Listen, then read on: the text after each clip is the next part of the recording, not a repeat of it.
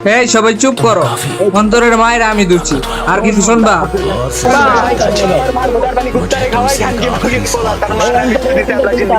Rapper mother চোদে, পুরাই TikToker rapper mother চোদে, rapper মায়ের চুদি। আরে আর মায়ের দুচ্ছি 638, এই 638 টিকটকার চোদার টাইম নাই ভাইয়া। আচ্ছা আমি তো চুদি না, আমি তো এইসব টিকটকার থেকে আমার মাটাকে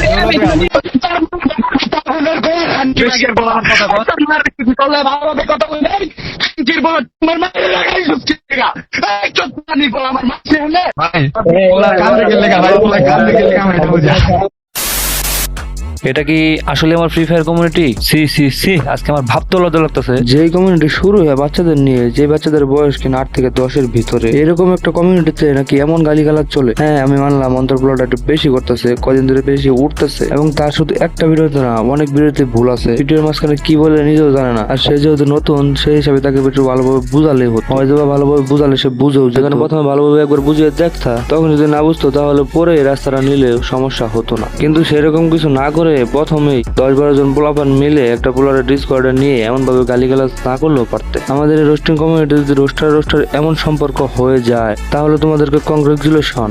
এই কমিউনিটি ধ্বংস হতে আর বেশি দিন নাই।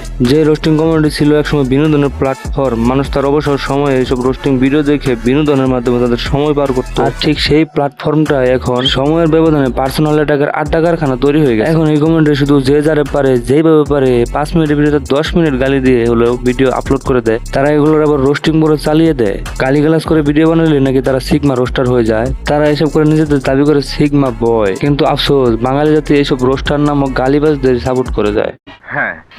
Hello my brother, welcome back. অল্প কিছু সময়ের জন্য তো কেমন আছো তোমরা? তোমাদের দোয়া আল্লাহর অশেষ রহমতে আমিও ভালো আছি। তাই তো তোমাদের জন্য নতুন আরো একটা ভিডিও নিয়ে হাজির হয়ে গেছি। আজকের ঘটনা কি? আজকের ঘটনা আই এম সজীব এবং অন্তরণ রেজ রেনিয়া। এর আগেও আমি একটা ভিডিও বানাইছিলাম আই এম সজীব রেনিয়া। শুধু যে আমি বানাইছি তা নয়, এমন আরো হাজার হাজার প্রলাপন বানাইছে, কিন্তু তাদের নিয়ে কি কেউ কিছু বলছে? এদের কাউরে কিছু বলে নাই, কারণ এদের কারোর মধ্যে কোনো সমস্যা ছিল না, কেউ পার্সোনাল করেও নাই, শুধু এক অন্তর ছাড়া। অন্তর বলাটা একটু বেশি করে ফেলছিল, তাই তো অন্তরের অনেক অনেক কথা শুনতে হচ্ছে। এর জন্য আসলাম আজকে সবকিছু করতে দুয়াশা সাইডে রেখে দেওয়া অন্য সবকিছু ভিডিওতে দেখা একটু ভালো। লাইক কমেন্ট করে ভিডিও দেখতে বসে যাও। এই জনিদা ইন্ট্রোটা লাগাও। তোর বাপ মাই তোর হুদাই জন্ম দিয়া হুদাই গালি খা। কোন সজীব, তুই যদি এক বাপের প্লস ভিডিওতে কাউন্টার খেলবি, আমার চ্যানেলে বা আইডিতে তুই কাউরে দিয়া বা তুই নিজে দিয়া যদি আমারে ফেক স্ট্রাইক বা স্ট্রাইক দিয়ে আমার কোনো ক্ষতি করাতে চাস, তুই তোর মার মরা মুখ দেখবি।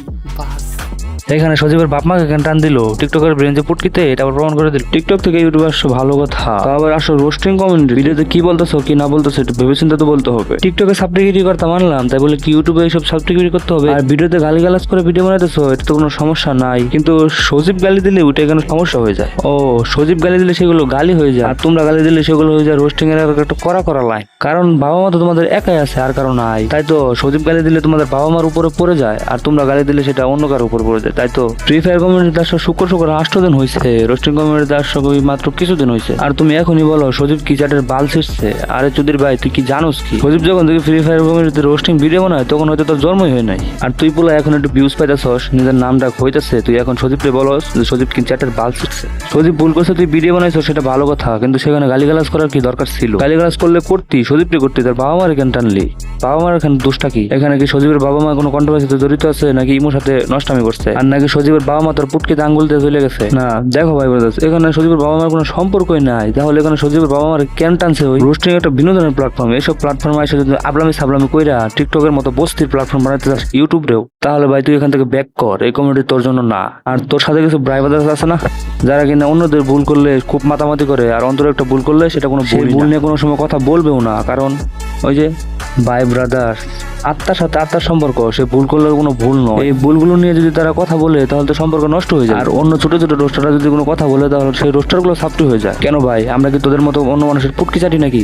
মানে যেখানে ভিউজ দেখবি সেখানে চাটাচাটি করবি। আর এদের মতো কিছু বস্তির প্রলোভন আছে যারা এখানে অ্যাডভান্স গেমিং এর নাম ভাঙায় এখনো খাইতেছে। অ্যাডভান্স গেমিং তো মারা গেছে অনেকদিন হয়েছে। এইসব সাপ্টি গুলা জীবনে বলতে পারবে যে মসজিদের বারান্দায় গিয়ে অ্যাডভান্স গেমিং এর জন্য একদিন দোয়া করছে? ভিডিওর মাঝখানে শুধু অ্যাডভান্স গেমিং মুজাহিদ ভাই, তার কন্ট্রোভার্সি আদিম শরীফ হয়তো হয়েছে, সেগুলো হয়তো মিটেও গেছে, যেগুলো তোমরা সবাই জানো। যে লোকটা এখন মারা গেছে সেই সব কন্ট্রোভার্সি নিয়ে এখন তোমরা কথা বলে কি নিজেদেরকে কি ভাবতেছো? অ্যাডভান্স গেমিং আর আইম শরীফের মধ্যে হওয়া কন্ট্রোভার্সি নিয়ে তোমরা কথা বলতেছো। তোমরা অ্যাডভান্স গেমিং এর জন্য লড়তেছো, এগুলো আসলে হাস্যকর। তোমরা আসলে ভিউসের জন্য লড়তেছো। জীবনে তো কোনোদিন অ্যাডভান্স গেমিং এর নাম মসজিদের বারান্দাও নিয়ে দেখো না। ভিডিও বানাতে আসলেই শুধু অ্যাডভান্স গেমিং এর কথা মনে পড়ে যায় নাকি? আর কি সমস্ত নামের আগে পিছনে বা নিজের নামই বানায় ফেলছে অ্যাডভান্স গেমিং এর ট্যাগ ম্যাগ দিয়া, তারা নাকি এখন অ্যাডভান্স গেমিং গেছে হইয়া। শোন সাপ্রি পোলাফান, অ্যাডভান্স গেমিং বাংলাদেশে একজনই ছিল আর ওই একজনই থাকবে। তার জায়গা তোদের মতো যদি 500 রোস্টার আসে তাও দখল করতে পারবেন। দেখ ভাই, এখন এসব কন্ট্রোভার্সি থামা, আর নয়তো নিজের নামের আগে পিছনে অ্যাডভান্স গেমিং এর ট্যাগ লাগাইয়া বা অ্যাডভান্স গেমিং এর জাস্টিস করতেছস, এইসব অবশ্য বন্ধ কর। পারলে তার জন্য দোয়া কর। তোরা এসব কন্ট্রোভার্সি করে তার জন্য কি প্রতিশোধ নিতেছ? মানে বাল সালগুলোর ব্রেন সব পুটকিতে